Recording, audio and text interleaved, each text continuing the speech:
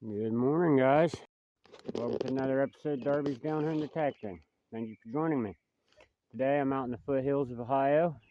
We're hunting some old coal company land where there was a coal mine and a coal company town back in the 1890s. I think when it was really booming, 1900s. It was here to about the Great Depression, and then they moved away. All right, guys. I do have a first target out of the hole, so I'm going to turn you guys around. We'll take a look at it. Alright, folks, I was coming through here and I had a really irony signal. This tree down, came out from underneath there because I seen all this brick from a down building. Alright, this ain't nothing special, but it's pretty neat, I think. Pretty cool little piece of history. This little thing here is a valve stem cover. I'm sorry, it's not a valve stem cover, it's a tire valve cover, what you would twist onto your tire valve. It has a little slit here in the top so you could put a screwdriver in it, tighten it and loosen it and all that. Pretty cool. It would have been off of probably a Model T or a Model A, early 1900s. Alright, on to the next. Alright, folks. Look at all the Easter lilies popping up. There's a home site from the 1880s to around the Great Depression, 1920s that stood there. Farther back on this property, back in this valley, is sorry, I had an incoming phone call, spam. There's an older home site that was built around the 1860s, 1870s. So we're going to check this area really good. I have hunted it before, but you know, all the grass is dead right now. I can get into places I haven't been able to. I have the big coil on now, small coil in my bag, and I've been over this before, but like I said, man, it just rained. Everything's down and dead, so we can really get in here, and we're getting some deeper targets. Looks like I'm going to have a nice old buckle right here, maybe. What's going on here? What is that? A piece of leather, maybe? Or is that part of the copper? Oh, maybe this ain't a buckle. Maybe this is a brooch or something. Alright, guys, let me clean this up a little bit and we'll have a look at it. Get a brush out. Alright, guys, I'm back. I just gave it a clean with my Somerset Searchers spray bottle and an old toothbrush. And this is actually pretty interesting. This is about as clean as I'm going to get it out here in the field. This is some type of copper brooch that has gold plating on it and enamel work. Or blue glass, one of the two. See it there? And when you turn it over, hold on, you can see where the pin was and how it hooked and how it's all like lace work, and there's some gold leafing left there. Yeah, that would have been really nice back in the day. See how ornate it was? I'm going to take this home and boil some hot water and dump it in it with some Dawn dish soap. Try cleaning it up and we'll have another look at it. But yeah, that's pretty cool. Piece of jewelry, second hole. Alright, guys, see you on the next. This would date probably to the late 1800s, early 1900s would be my guess. Alright, guys, I'm still working down here. I dug the buckle literally right here. I got something big and round here, guys. Oh, man, I don't know.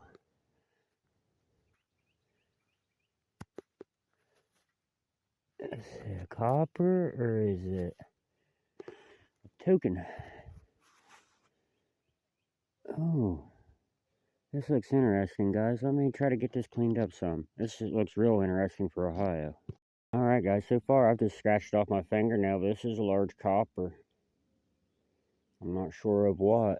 It's a large copper for sure. You can see the writing right there. I think it's an Upper Canadian bank token right there. I see upper, I think. Ooh, this is nice. I don't find many of these. Let me get this cleaned up, guys. Alright, guys, we're back, and this is something real interesting. It's an 1886, some type of large cent or large copper penny. I do not recognize the monarch on there. It's all gunked up. I'll have to get it home to clean it up, but it has a shield on this side, I think.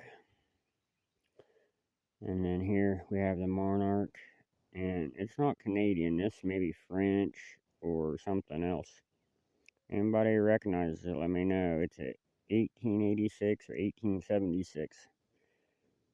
Alright, See you on the next hole, guys. Alright, folks, we've moved farther back. Right there's the more late 1800s foundation. There's the road that came in where the Easter lilies was in the hill. I found the large copper coin down there. Just been kind of working my way up through here, and my next target up, it was a 28. It's going to be a little copper lid, and this would have went to either a lantern or a carbide lantern. Either one of the lanterns you would have held in your hand, or it went, to a carbide lantern. But yeah, the hole's there, the well's there. Bottle diggers have been there, as you can see. They never fill their holes in. Anyways, yeah, it's a cool little relic.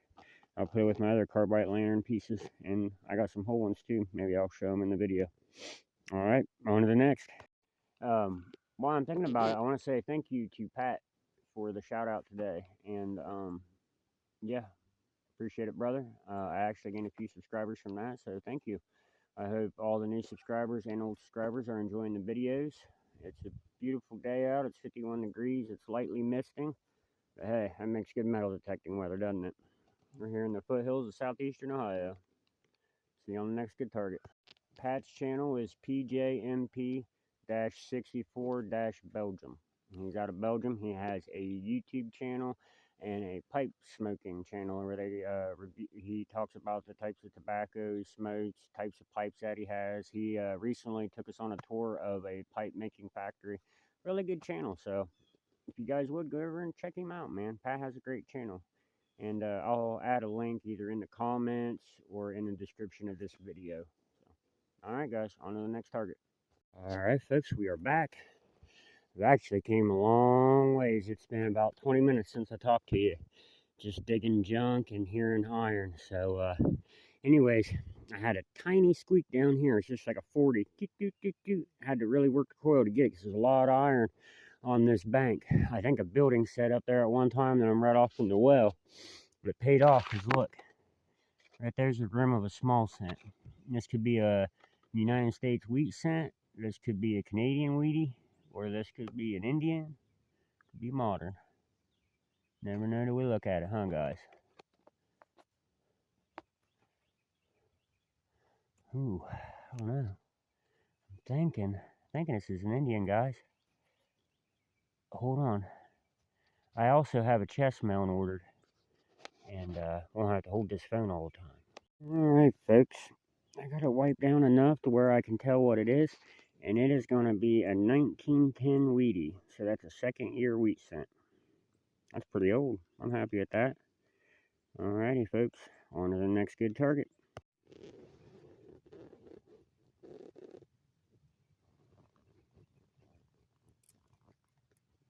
Alright, folks. We got another interesting target up. I've already had a look at it. I was trying to figure out if it was a washer or what. And it's actually a hem weight with the metal missing out of the middle. It's made of lead. It's actually heavy for its size. Yeah. It's a hem weight that's just been used and abused. Alright folks, see you on the next target. Alright guys, I worked my way from the more modern cellar hole, turn of the century, 1900 cellar hole, up to this old one here. This would have been the starter home. I believe the porch came out this way. There's brick everywhere. You can see it had a stone lined foundation. Here's just a bunch of pottery and bottles I've picked out of here over the years. Put here. Cool looking doorknob. Bottles. All kinds of cool stuff. Yeah, you can just see it's everywhere in here. I've been through here with a rake and with a little sharpshooter coil.